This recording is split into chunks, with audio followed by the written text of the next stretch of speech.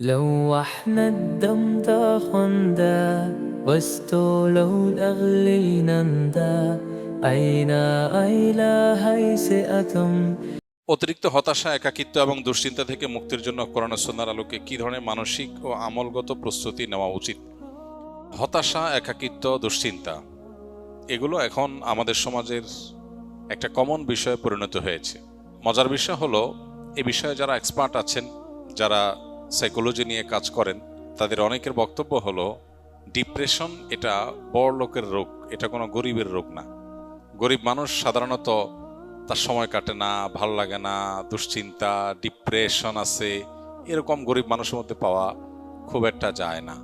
তার হয়তো অসুখের কষ্ট আছে, অন্য কোনো পেরেশানি আছে, ধার দেনার পেরেশানি আছে, তার হয়তো রিজিক নিয়ে পেরেশানি আছে, কিন্তু কোনো কারণ ছাড়া ডিপ্রেশন, সময় কাটে না, ভালো লাগে না কিছু, একাকিত্ব, নিঃসঙ্গ, এই জাতীয় ডিপ্রেশন যেটা, এটা সাধারণত বড়লোকি রোগ। পৃথিবী যত উন্নতির দিকে অগ্রসর হচ্ছে, বাহ্যিক এবং খোলা চোখে যে উন্নতির দিকে আমরা এগিয়ে যাচ্ছি, এগুলোর সাইড এফেক্ট হিসাবে এমন অনেক বিষয় আছে যেগুলো আমাদেরকে ধ্বংসের অতল তলে নিয়ে যাচ্ছে। এর মধ্যে একটা হলো এটা, পৃথিবীতে যেই অঞ্চল, যেই এলাকার মানুষ যত বেশি উন্নত, যত বেশি অগ্রসর, তাদের ডিপ্রেশনের পরিমাণও তত বেশি, তাদের মধ্যে আত্মহত্যার প্রবণতা অনেক বেশি। ডিপ্রেশন সাধারণ মানুষ তো বটে, শিশুদেরকে পর্যন্ত ডিপ্রেশন পেয়ে বসছে। তো একজন ইমানদার, প্রথম কথা হলো তিনি সর্বাবস্থায় আল্লাহ রাব্বুল আলামিনের জিকির এবং স্মরণ নিজের মধ্যে জাগরুক রাখবেন।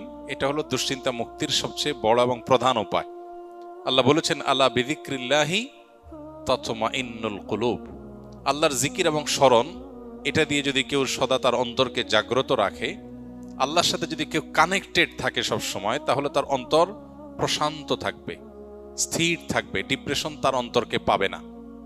এখন আমরা সোশ্যাল মিডিয়া বলি, নেটের কানেকশন বলি, নানান যে আসক্তি এবং নানান কাজে যে আমাদের দিন এবং রাতের উল্লেখযোগ্য সময় আমরা সেদিকে দিয়ে থাকি, সোশ্যাল মিডিয়াতে কোনো আনন্দ, কোনো বেদনা, যেগুলো আমাদেরকে সর্বমুহূর্তে আমাদের ফোকাসকে বিক্ষিপ্ত করে ফেলছে। কখনো আমরা একটা নিউজ দেখে আনন্দিত হয়ে যাচ্ছি, কখনো আরেকটা নিউজ দেখে আমরা বেদনাহত হচ্ছি, কারোর স্ট্যাটাস দেখে আমরা ক্ষুব্ধ হয়ে যাচ্ছি, কারোটা দেখে আমরা খুশি হয়ে যাচ্ছি। এই যে ছোট ছোট ডোপামিনগুলো, এগুলো আমাদের মন, মস্তিষ্ক, চিন্তা ধারা এগুলোকে বিক্ষিপ্ত করে ফেলে। আমাদের ডিপ্রেশন বলি, দুশ্চিন্তা বলি, আমাদের ভালো লাগে না এই ভাব বলি, এটার অনেক বড় একটা কারণ হলো এই জায়গাটা। এর বিপরীতে একজন ইমানদার যখন আল্লাহকে স্মরণ করে, আল্লাহর স্মরণকে পরিপূর্ণভাবে নিজের মধ্যে জাগ্রত রাখে, সে ব্যক্তিকে আল্লাহ তাআলা অন্তরকে প্রশান্তি দিয়ে পরিপূর্ণ করে দেন। সাহাবা ইকরাম রিদওয়ানুল্লাহ আজমাইন, তারা ছিলেন সবচেয়ে বড় রোল মডেল এই আইটেমের। কারণ হলো তাদের আজকালকার জীবনে আমরা যতটা সুখ শান্তির উপকরণ পাই, এগুলোর কিছুই ছিল না। তাদের বাসায় খাবার ছিল না, নুন আনতে পান্তা ফুরাবার মতো অবস্থা ছিল আর্থিকভাবে। কিন্তু কোনো সাহাবীকে এরকম দেখা যায় নাই যে এসে নবী করিম সাল্লাল্লাহু আলাইহি সাল্লামের কাছে তার ডিপ্রেশন দূরের জন্য তার অনেক পেরেশানি করতে হয়েছে, অনেক পেরেশানি পোহাইতে হয়েছে। কারণ আল্লাহর স্মরণ দিয়ে তাদের অন্তর পরিপূর্ণ ছিল। এই জন্য আল্লাহর সাথে যদি কারোর অন্তরের কানেকশনটা সবসময় সে ধরে রাখে, 5 ওয়াক্ত নামাজ 5 বার কানেক্টেড হওয়ার উপায়, সকাল সন্ধ্যার দোয়া জিকির আরো 2 বার কানেক্টেড হওয়ার উপায়, ঘুমানোর সময় অনেকগুলো দোয়া জিকির, এগুলো আরো বিশেষ কানেকশনের উপায়।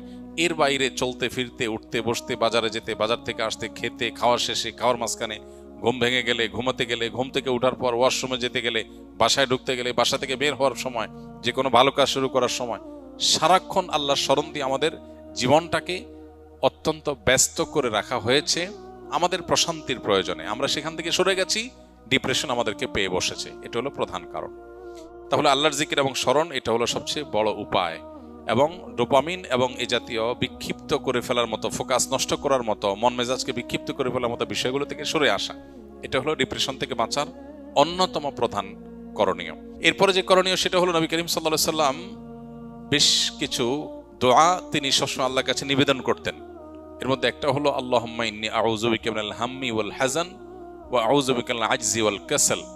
আল্লাহ, আপনার কাছে দুশ্চিন্তা এবং পেরেশানি থেকে পানাহ চাই, মুক্তি চাই। এই যে দোয়া নবীজি করেছেন, এই দোয়াটা বেশি বেশি করা যেতে পারে। আল্লাহুম্মা ইন্নী আউযু বিকা মিনাল হাম্মি ওয়াল হাযান। আল্লাহ, আপনার কাছ থেকে পেরেশানি এবং দুশ্চিন্তা থেকে আমি পানাহ চাই, মুক্তি চাই। একদম নবীজি সাল্লাল্লাহু আলাইহি ওয়াসাল্লামের ভাষায় আমরা এই দোয়াটা আল্লাহর কাছে বেশি বেশি নিবেদন করতে পারি। তৃতীয়ত, দুরুদ এবং ইস্তেগফার। এই দুটি আমল প্রসঙ্গে হাদিসে স্পষ্ট আমাদেরকে জানানো হয়েছে যে এই দুটি আমল বান্দার পেরেশানি দূরের ক্ষেত্রে সহায়ক ভূমিকা রাখে।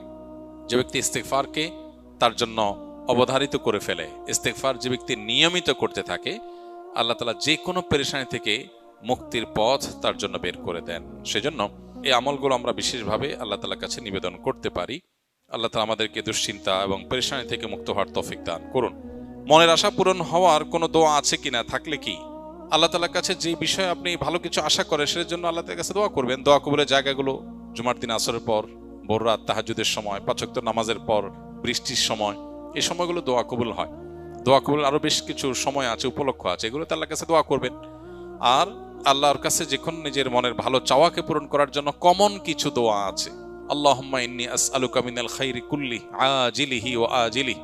আল্লাহ আপনার কাছে যত ভালো আছে, নগদ ভালো, দূরবর্তী ভালো, দুনিয়ার ভালো, আখিরাতের ভালো, সব রকমের ভালো আপনার কাছে চাই। এই যে সব রকমের ভালো একসাথে চেয়ে ফেললেন। ওয়া আউযু বিকা মিনাশ শাররি কুল্লি আজিলিহি ওয়া আজিলিহি। আল্লাহ আপনার কাছে মন্দ থেকে পানা চাই, দুনিয়ার মন্দ, আখিরাতের মন্দ, নগদ মন্দ, দেরির মন্দ, সবগুলো থেকে পানা চাই।